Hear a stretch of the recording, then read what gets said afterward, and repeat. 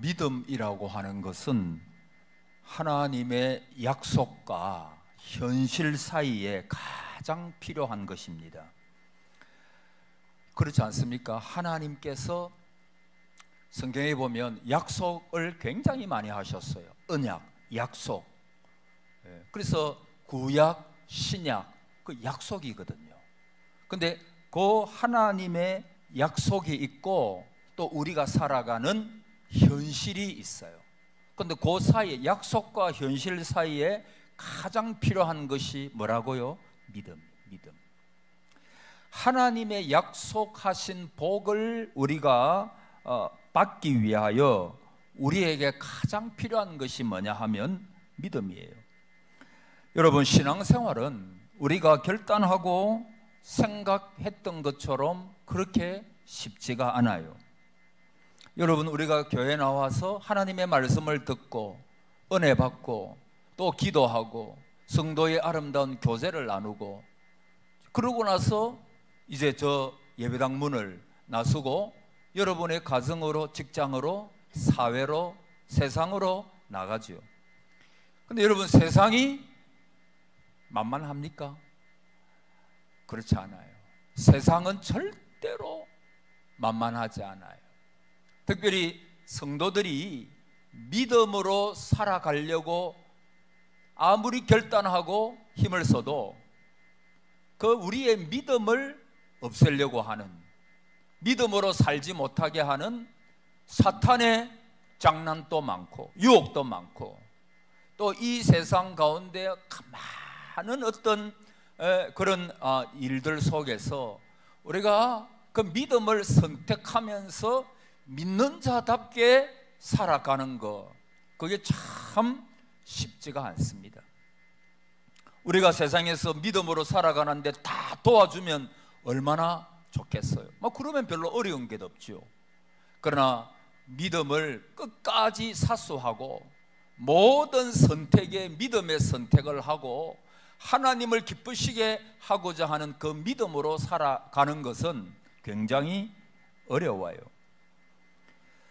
우리의 믿음은 현실이라고 하는 장애를 맞닥뜨립니다. 여러분, 그래서 우리의 믿음이 현실의 어려움 속에서 얼마나 작아지는지 몰라요. 어떤 경우에는 우리의 신앙적인 근원의 뿌리가 흔들릴 만큼 심각한 상황에 처하기도 합니다. 자, 오늘 여호수아 6장, 우리가 너무나 잘 아는 말씀이죠. 얼마 전에 수요 예배 때도 제가 이 말씀 가지고 말씀을 전했는데 오늘 좀 다른 내용으로 말씀을 생각해 보기를 원하는데, 이 여호수아 6장에는 하나님의 약속의 복을 성취하기 위하여 다양한 삶의 여건 속에서도 어떤 자세를 가지고 살아야 하는지를 잘 보여주고 있습니다. 여러분, 이스라엘 백성들은 약속의 땅 가나안에 들어가기 위하여 난공불락의 요새인 여리고성을 반드시 통과해야 합니다. 앞서 정탐꾼들이 여리고성을 보고 와서 보고했죠. 그 땅의 주민은 강하고 성읍은 견고하며 힘이 큰 곳이었다고 말합니다. 이스라엘 백성들은 이 문제 앞에서 자신들은 얼마나 보잘것없고 연약한 존재라고 하는 사실을 발견합니다. 자신들의 힘으로는 도무지 불가능하다는 것을 알고 두려워합니다. 여러분, 그러나 하나님은 그 여리고성을 무너뜨릴 수 있는 방법을 말씀을 합니다. 하루에 한 바퀴씩 여리고성을 돌고, 그리고 마지막 7번째 날에는 몇 번을 돌아라? 7번을 돌라. 그리고 나팔 소리가 들릴 때, 그 제사장들이 양각 나팔 소리를 불 때 꽉 물치라고, 그러면 여리고성이 무너질 것이라고 말을 합니다. 그리고 그 말씀에 순종했을 때 여리고는 무너졌습니다. 여러분, 이 여리고 정복 사건을 보면서 우리가 여리고 같은 어려운 문제를 만났을 때 자녀로서 취해야 할 태도와 믿음의 자세를 보여주고 있습니다. 첫째로 우리가 어떤 믿음의 자세와 태도를 가지고 살아야 하느냐 하면은 하나님의 임재하심을 확신하는 삶. 자, 따라합시다. 하나님의 임재하심의 확신. 그러니까 하나님의 현존. 오늘도 살아계신 하나님께서 함께 하신다. 그러니까 이게 문제예요. 여러분, 하나님의 백성인 이스라엘 백성들에게 운명의 갈림길은 언제나 하나님의 임재하심을 믿는가 그렇지 않은가 거기에 달렸어요. 하나님이 지금 이 시간 우리와 함께 동행한다는 것을 믿고 확신할 때 어떤 어려운 상황에서도 승리했습니다. 그러나 이스라엘의 역사가 아무리 견고하고 찬란해도 하나님의 임재를 믿지 않을 때 그들의 역사는 쉽게 무너지고 타락과 죄악의 역사로 이어졌습니다. 여러분, 이스라엘 백성들이 광야 생활 중에 끊임없이 전진하고 승리할 수 있었던 것은 하나님의 임재를 믿었기 때문입니다. 읽지 않았지만 8절에 보니까 여호수아가 백성에게 이르기를 마침에 제사장 7은 양각 나팔 7을 잡고 여호와 앞에서 나아가며 나팔을 불고 여호와의 언약궤는 그 뒤를 따르며. 여러분, 여호와의 언약궤는 늘 누구의 임재를 상징했어요? 하나님. 그러니까 하나님의 언약궤가 앞에 있다. 언약궤를 앞에 모시고 간다. 그러면 늘 이스라엘 백성들은 어떤 생각이 있는가 하니까 하나님이 우리와 함께 가고 계신다. 여러분, 이스라엘 백성들이 광야 생활 가운데 행진해 나갈 때 늘 하나님의 법궤가 앞서 나가는 거예요. 그리고 이스라엘 백성들이 머무를 때는 이스라엘 백성들 한가운데 법궤가 있는 것입니다. 하나님이 앞서 가시고 또 한가운데 계셔서 인도하고 보호하신다. 이것을 이스라엘 백성들이 믿었던 것입니다. 홍해를 건널 때도 마찬가지, 요단강을 건널 때도 마찬가지, 중요한 사건이나 여러 가지 상황 속에서 하나님의 법궤는 이스라엘 백성들에게 승리의 기억이자 하나님의 임재의 상징입니다. 여러분, 요단강을 건널 때도 보십시오. 여호수아 3장에 보면 잘 나오잖아요. 요단강을 건널 때도 하나님의 법궤를 누가 맸어요? 제사장들이 맵니다. 그리고 2000규빗 앞에서 그 하나님의 언약궤를 맨 제사장들이 앞장섭니다. 여러분, 그 2000규빗은 우리나라 미터로 계산하면 900m를 가리켜요. 여러분, 왜 900m 앞에 가야 할까요? 그 많은 이스라엘 백성들이 언약궤를 보기 위해서는 900m 앞에 저 앞에 나가야 돼요. 바로 앞에 있으면 뒤에 있는 사람은 안 보이잖아요. 뭐 앞에 키 큰 사람, 저 같은 사람 있고 이러면 안 보인다, 좀 비켜라, 뭐 그럴 수 있잖아요.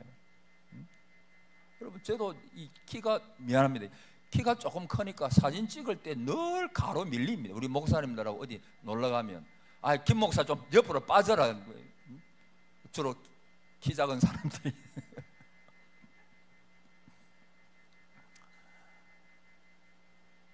그러니까 여러분 보세요.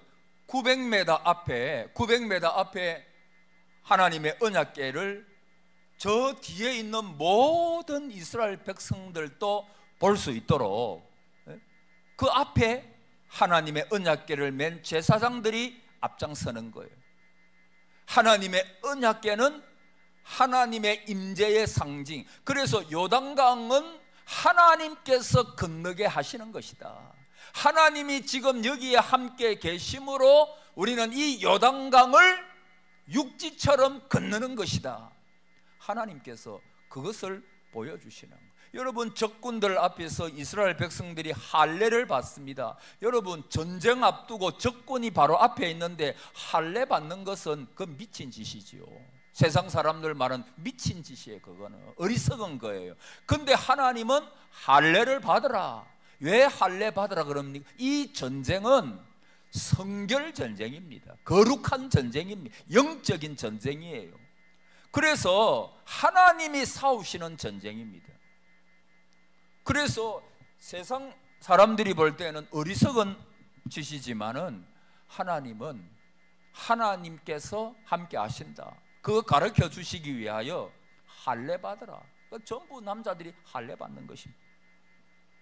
여러분, 오늘 여리고 성도 마찬가지입니다. 하루에 한 바퀴씩 돌고 마지막 7번째 날에는 7바퀴를 돌라. 그래서 제사장이 나팔을 길게 불면 과함을 질러. 여러분, 이거는 아주 웃기는 전략이잖아요.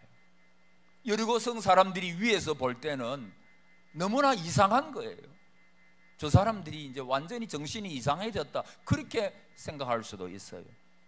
그러나 무모해 보이고 비현실적인 것이지만은 하나님의 함께 하심을 믿기에, 그분께서 역사하실 것을 믿기에 이스라엘 백성들은 도는 것입니다. 여러분, 공식이 딱 나와요. 하나님께서 말씀하실 때 이스라엘 백성들이, 두 번째 내용이지만은 뭐 해야 됩니까? 순종입니다. 이해 안 돼도 순종하는 것입니다. 여러분, 모든 이스라엘 백성들의 광야 여정과 가나안 정복의 역사는 하나님의 인도, 하나님의 함께 하심. 그래서 전에 제가 한번 말씀드렸죠. 그 역사가, 토인비는 역사를 준비하고 나서 역사를 이제 연구하면서 세 가지: 첫째, 인간 마음대로 안 되더라. 두 번째, 누구 마음대로 하시더라? 하나님 마음. 따라합시다. 하나님 마음대로. 하나님 마음대로. 하나님. 여러분, 이 달분 있어요? 아니, 그분이 이 땅 위의 모든 것의 주인이신데, 그분이 창조자이신데, 그분이 모든 것에 권능을 행하시는 분인데, 모든 것은, 그래서 교회가, 여러분이 하나님의 뜻이 어디 있는가, 하나님의 역사는 지금 어떻게 흘러가고 있는가, 그것을 잘 체크해야 된다 그랬죠. 그래서 거기에 나를 던지는 거예요. 하나님이 이루어 가시는 그 일을 내가 영적으로 예민하게 보고, 그 하나님이 기뻐하시는, 하나님이 인도하시는 대로 거기에 나를 드릴 때, 하나님은 나를 통해서, 여러분 한 분 한 분을 통해서 하나님의 역사에 서임받는 분들이 될 수가 있다는 것입니다.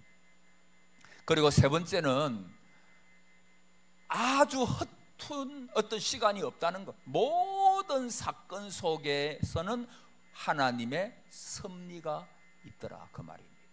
하나님의 역사, 하나님의 놀라운 경륜이 그 역사 속에 있더라. 그래서 여러분의 개인의 삶 속에서 왜 이런 일이 나에게 일어났을까 의심될 때 무엇을 생각하셔야 되느냐 하면, 하나님의 경륜이 있다, 하나님의 섭리가 있고, 믿는 성도들에게 절대 고난은 허투루 하나님 허락하시는 법도 없고 우연이 없고, 다 하나님의 철저한 경륜, 계획 속에 이루어져 가고 있는 것이다.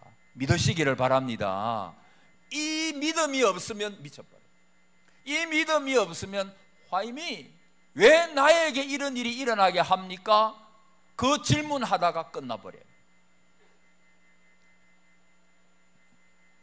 여러분, 하나님은 저와 여러분을 너무나 사랑하십니다. 어느 여대생이 있었는데 전도를 너무 잘하는 여대생이 있었어요. 평소에도 얼마나 하나님의 말씀에 감동을 받고 또 전도를 잘하는지 항상 예수 없으면 못 살아요, 이 말을 입에 붙이고 다녔대요. 그래서 예수님 없으면 못 살아요, 이게 그 여대생의 별명이었습니다. 근데 하루는 그 여대생이 목사님께 찾아왔습니다. 목사님, 저는 오늘 아주 새롭고 놀라운 사실을 발견했습니다. 그러니까 목사님이, 예수님 없으면 못 사는 그거지.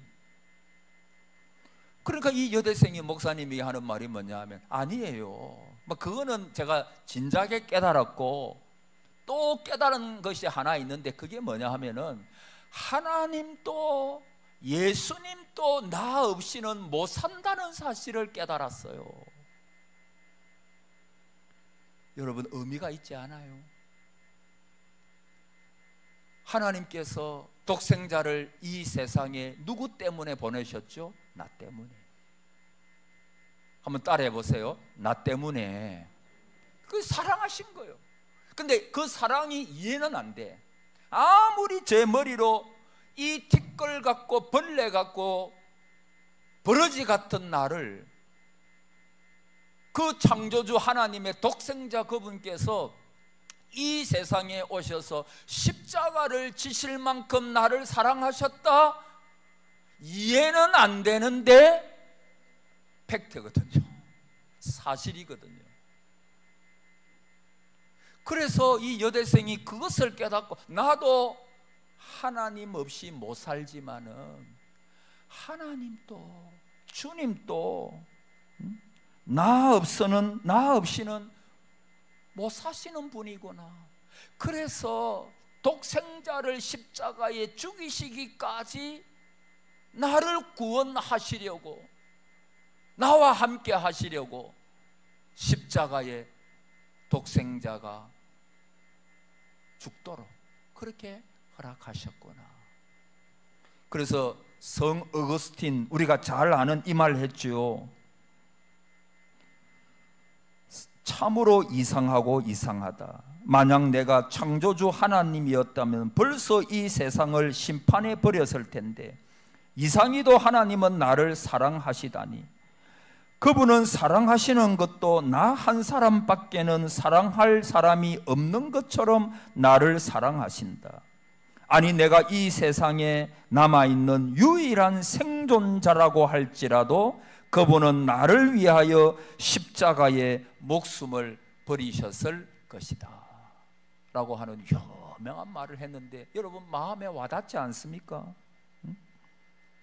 하나님은 세상에 나 혼자 있었을지라도, 어거스틴은 그래도 하나님은 독생자를 보내서 나를 위하여 십자가에 죽게 하셨을 것이고, 예수님은 나 혼자가 있다 할지라도 이 땅에 오셔서 십자가를 지셨을 것이다. 나는 이 하나님의 사랑을 조금도 의심할 수가 없다 라고 하는 유명한 말을 했어요. 여러분, 하나님이 여러분을 누구보다도 사랑하십니다. 그래서 여러분은 귀하고 귀한 분들입니다. 할렐루야. 귀하고 귀한 분들. 십자가를 보십시오. 주님이 나를 얼마나 지금도 사랑하고 앞으로도 영원히 사랑하신다는 정표가 바로 십자가입니다. 여러분, 세상 끝날까지 내가 너와 함께 하리라, 이 말씀을 믿으시기를 바랍니다. 나와 함께 하신다. 내 가정과 함께 하신다. 우리 교회와 함께 하신다. 나가 이 땅 위에 사는 날 동안, 아니 내가 천국 가서 영원히 하나님은 나와 함께 하시고 나는 저 천국에서 영원한 복을 누리게 될 것이다. 여러분, 이 확신.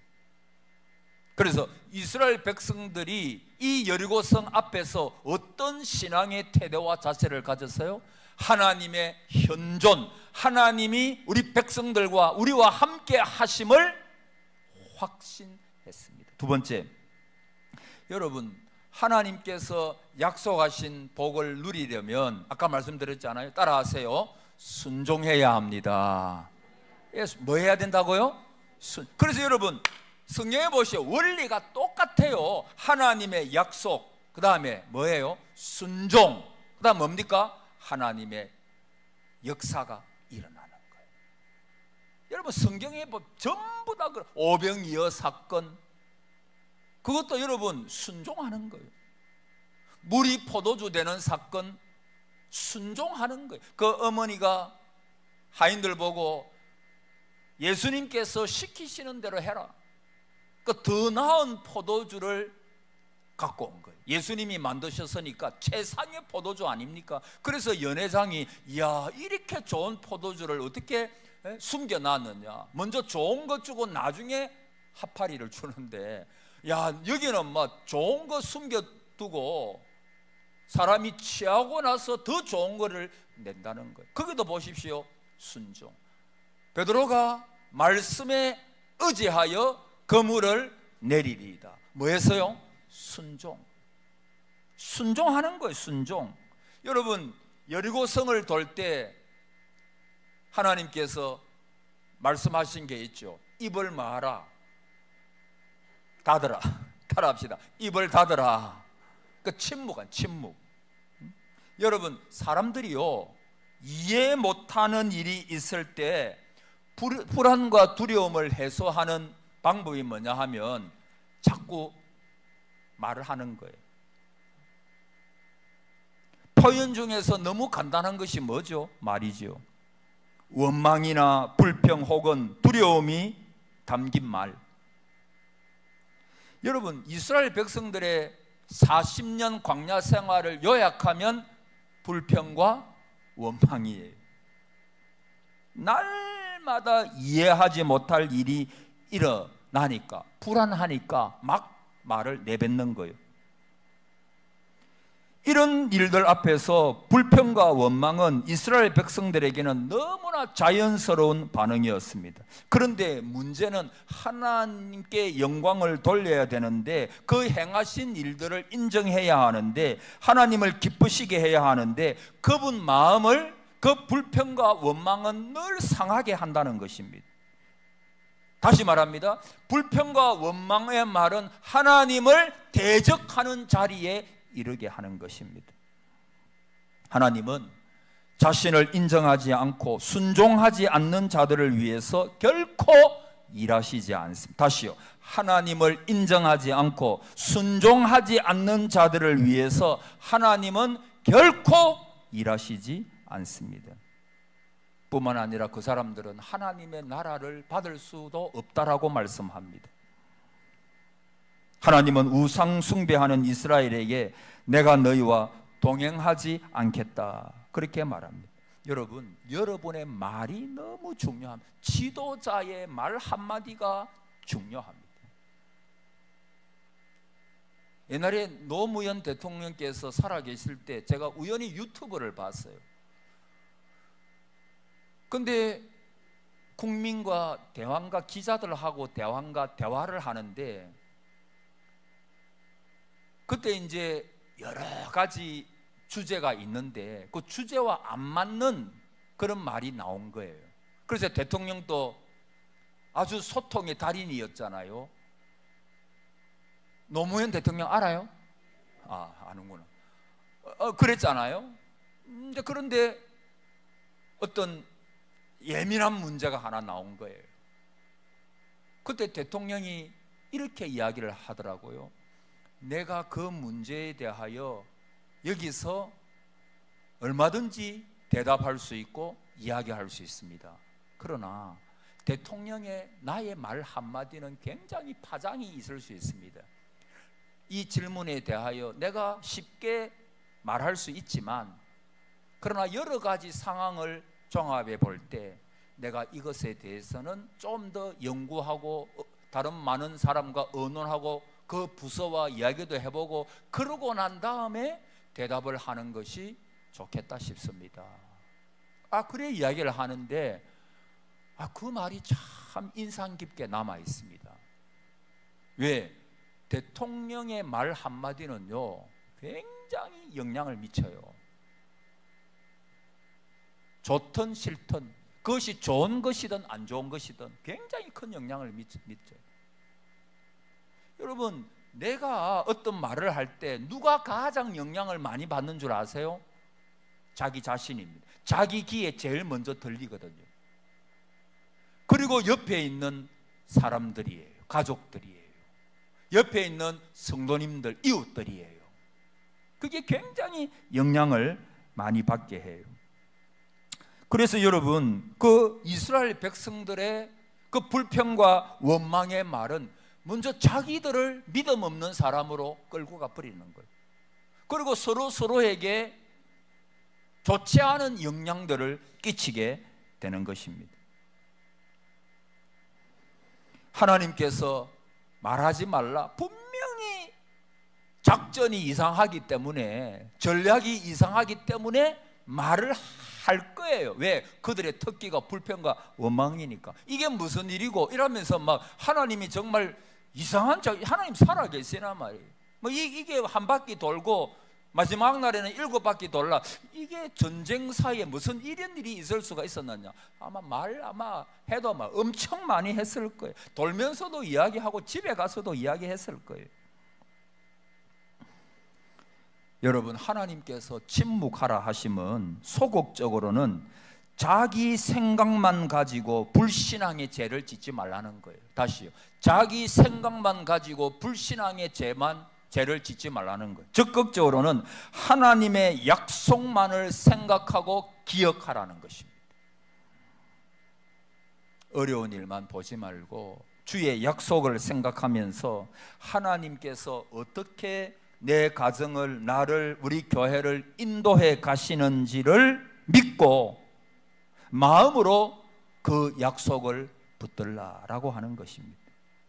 내 판단대로 생각하거나 말을 뱉지 말고 하나님의 임재와 그분의 행하심을 신뢰하라라고 하는 것입니다. 하루에 한 바퀴씩 돌라. 여러분, 더 돌 수도 있어요. 그러나 하나님께서 가라 하면 가고 멈추라 하면 멈추는 거예요. 마지막 날에는 7바퀴를 돌고 양각 나팔 소리를 불거든 과음을 질러라. 그렇게 말씀을 하는 거예요. 여러분, 이스라엘 백성들이 죽고 사는 것은 하나님의 말씀에 순종하느냐 불순종하느냐.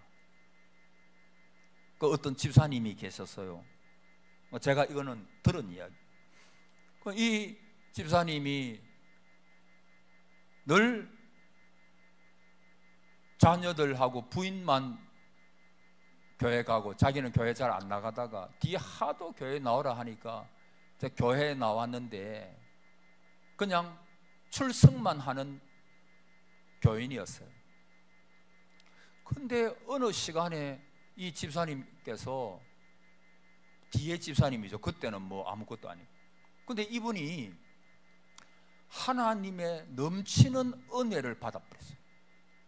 주님을 만났습니다. 만나도 너무나 강하게 주님을 만나버린 거예요. 그래서 이분이 이제 신앙생활을 하기 시작합니다. 그리고 집사의 직분도 받으셨어요. 그리고 이분 마음에 어떤 마음이 드는가 하면, 내가 공부를 조금 더 해야 되겠다. 그래서 신학교에 들어갔어요. 그 신학교에 꼭 목사 되기 위해서 들어간 것이 아니라 그냥 조금 더 하나님에 대하여 알기 위하여 내가 공부를 좀 더 하고 싶다. 직장 생활을 하면서 신학교 학생이 되었어요. 그러면서 은혜를 받아가지고 하나님께서 선교사로 나가라라고 하는 그런 소명을 받았어요. 그러니까 그 이전에 교회 나올 때 모든 성도들이 박수를 쳐주고 신학교 가려고 하니까 이야 대단하다 하면서 또 박수를 쳐주고 칭찬을 하고. 근데 이분이 진짜 은혜 받고 이제는 집을 팔고 이제 선교사로 내가 나가야 되겠다 하니까 그때부터는 교인들의 반응이 달라져 버리더래요. 야, 믿어도 너무 그렇게 믿지 말라고. 너 그 집을, 그에게는 자녀가 4명 있었는데 2명은 이제는 뭐 대학생이고 2명은 아직까지 어리니까 만약에 선교사로 나가면 2명은 거기서 아직까지 공부를 해야 되고 2명은 데리고 나가야 되는 거예요. 그런데 집을 팔아가지고 선교사로 나간다 그러니까 그 이전까지는 전부 박수를 쳐주던 성도님들이 하나같이 말린다는 거예요. 아니, 너 노후 생활은 어떻게 하려고 그러냐? 애가 2명이 있는데 대학교 다니다가 집에 오면 거할 집도 없이 어떻게 하려고 하느냐? 야, 믿어도 뭘 그렇게 세게 믿냐? 그냥 어느 정도껏 믿지. 누가 그런 얘기 하더라고요? 성도가 옆에 같이. 여러분, 물론 그 집사님이 그분들이 그렇게 이야기하는 것이 이해는 돼요. 자기를 위해서. 근데 그분은 나중에 집을 팔고 선교사로 나갑니다. 그러면서 목사님을 찾아가서 하는 말이 뭐냐 하면, 목사님, 내가 어느 정도까지 하니까 다 성도들이 박수를 쳐주더만은, 그런데 내가 집을 팔고 선교사로 나가려고 하니까 뭐 자녀 교육은 어떻게 하고 노후 대책은 어떻게 하고 뭐는 어떻게 하고, 너 그렇게, 한마디로 말하면 무슨 그런 황당한 짓을 하느냐, 겉으로 다 말하더라는 거예요. 그러면서 목사님에게 이 집사님이 하시는 말씀이 뭐냐 하면, 내가 하나님께 은혜 받기 전에는 그냥 내가 회사에서 살고 성공하고 잘 살고 잘 먹고 그것만을 위해서 쫓았는데, 내가 은혜 받고 보니까 나의 어떤 그런 목표가 얼마나 하나님 앞에서 잘못되었는가를 내가 깨닫고, 하나님께서 내 마음에 소명을 주셔서 내가 이제 집 팔고 자녀 교육 또 여러 가지 문제, 하나님께서 나는 책임져 주시고 시마다 때마다 은혜를 베풀어 주실 것을 믿고 내가 나가는데, 성도들은 하나같이 뭘 그렇게 요란스럽게 믿냐고. 목사님, 내가 하는 것이 잘못됐습니까? 영원한 하나님의 나라를 위하여 이 땅 위의 것들 좀 포기하는 거, 그게 잘못된 것입니까? 그렇게 목사님에게 이야기를 했다는 거예요. 사랑하는 여러분, 우리가 하나님께로부터 받은 은혜, 하나님께서 우리와 함께 해주시는 은혜, 하나님께서 내 마음속에 어떤 마음을 주실 때 그 하나님 주신 마음, 여러분 선교 나가고 열심히 교회 봉사하고 하나의 예지만 내가 하나님을 위해서 살아가는, 마귀가 그런 마음 주실 경우가 있어요? 없죠. 마귀는 우리가 어떻게 하든지 하나님 잘 섬기지 못하도록 만드는 존재인데, 그 하나님 성령님께서 주시는 존재 아니에요. 그 말씀에 순종하면서 그분이 나간다는 거예요. 여러분, 하나님의 뜻에 따라서 살고자 하면 하나님께서 반드시 복을 내려주실 줄을 믿습니다. 그것이 세상 사람들이 볼 때는 황당한 짓처럼 보일지라도, 여러분, 여리고성 하나님의 말씀대로 순종하니까 무너지잖아요.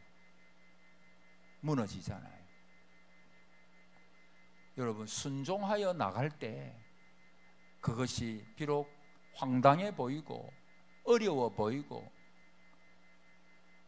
내가 이해 안 되는 사건이 나에게 일어나고 이런 일이 벌어질지라도, 그러나 기생라합처럼, 여러분 기생라합만 구원받았잖아요. 왜 구원받았어요? 하나님의 하시는 일들을 그가 보고 정탐꾼이 왔을 때 숨겨준 그 일로 인해서 기생라합이 구원받았어요. 놀랍잖아요. 기생이었는데. 하나님의 하시는 일에 나 자신이 가만히 보고 그 일에 나를 드릴 때, 기생라합이어도 하나님께서 구원해 주시고 거룩한 족보의 반열에 그 기생라합을 통해서 누가 오세요? 예수님이 오시잖아요. 그 거룩한 예수 그리스도의 반열에 족보에 그녀가 있는 거예요. 여러분, 믿음으로 순종하면, 자, 따라하고 마칩시다. 믿음으로 순종하면 반드시 하나님의 역사가 일어납니다. 때가 되면. 할렐루야. 여러분, 이거 믿어야 돼요. 한 바퀴 돌았는데 벽돌 하나라도 좀 떨어지면 얼마나 좋아요. 두 바퀴 다음날 돌았을 때 뭔가 조금 흔들리는 듯한 미동이 있으면 얼마나, 아무런 일도 없어요. 그러나 마지막 7째 날은 오고야 마는 것입니다. 하나님의 때는 오고야 마는 것입니다. 하나님의 역사는 반드시 믿음으로 순종할 때 일어나고야 마는 것입니다. 그러므로 내 눈에 보이는 것도 없고 내 귀에 들리는 것도 없고 불가능해 보여도 그 상황만, 처지만 바라보고 낙심하지 마세요. 일하실 하나님, 믿음으로 나갈 때, 순종하며 나갈 때 역사하실 하나님, 그 하나님을 봐야죠. 그게 믿음이에요. 이 은혜가 우리 사여전도의 회원님들과 우리 모두에게 있기를 축복합니다. 아멘.